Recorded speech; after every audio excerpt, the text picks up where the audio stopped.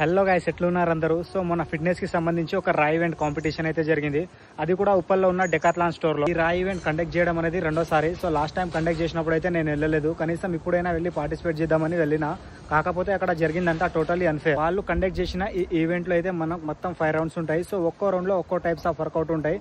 So ఆ round కి వెళ్ళేంత వరకు తెలియదు మనకు ఆ వర్కౌట్ లో ఏంటని. నియర్లీ ఆ ఈవెంట్ లో 25 to 30 మెంబర్స్ అయితే వచ్చారు పార్టిసిపేట్ చేయడానికి. వాళ్ళు కండక్ట్ చేసిన ఈ రా ఈవెంట్ కాంపిటీషన్ కి ద మెయిన్ రీజన్ ఏంటంటే వచ్చిన వాళ్ళలో ఎవరు బెస్ట్ అండ్ ఎవరు ఫిట్ గా ఉన్నారు అని తెలుసుకోవడానికి మాత్రమే. అది తెలవాలంటే మనకు కాంపిటీషన్ అనేది ఇండివిజువల్ గా ఉండాలి. 2 రౌండ్లు ఏంటంటే ఒకటి వచ్చేసి మనకు తగ్ ఆఫ్ వార్ అండ్ అనదర్ వచ్చేసి మనకు రోప్ స్లామ్. రోప్ స్లామ్ లో ఏం చేశారంటే ఒక ర్యాండమ్ పార్టిసిపేట్ అయితే మనకు పేరుగా ఇస్తారు. సో వాళ్ళిద్దరు కలిసి వర్కౌట్ అయితే కరెక్ట్ గా పర్ఫామ్ చేయాలి.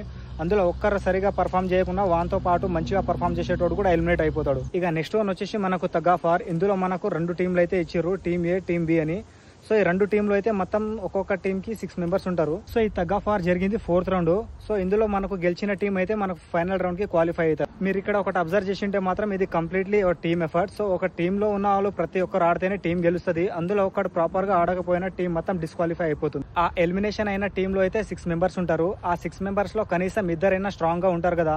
సో మిగతా 4 వల్ల వీళ్ళు కూడా ఎలిమినేషన్ అవ్వాల్సిందే కదా. ఇందులో ఇండివిజువాలిటీ కాంపిటీషన్ ఎక్కడుంది బాయ్? నేను కూడా ఇలాంటి సిచ్యువేషన్ లోనే డిస్క్వాలిఫై అయిపోయినా. నేను ఒక్కడే అని కాదు, నాలాగే చాలా మంది ఎలిమినేషన్ అయిపోయారు అలానే. కాబట్టి మన కాంపిటీషన్ ఎప్పుడైనా ఇండివిజువల్ గా పెడితేనే అందులో బెస్ట్ ఎవర్ అనేది మనకు తెలుస్తుంది. వాళ్ళు ఈవెంట్ కండక్ట్ చేయడం అనేది it's a good thing. And ఇలాంటి మిస్టేక్స్ ఇంకోసారి రిపీట్ కాకుండా చూసుకుంటే మంచిదని నా అభిప్రాయం.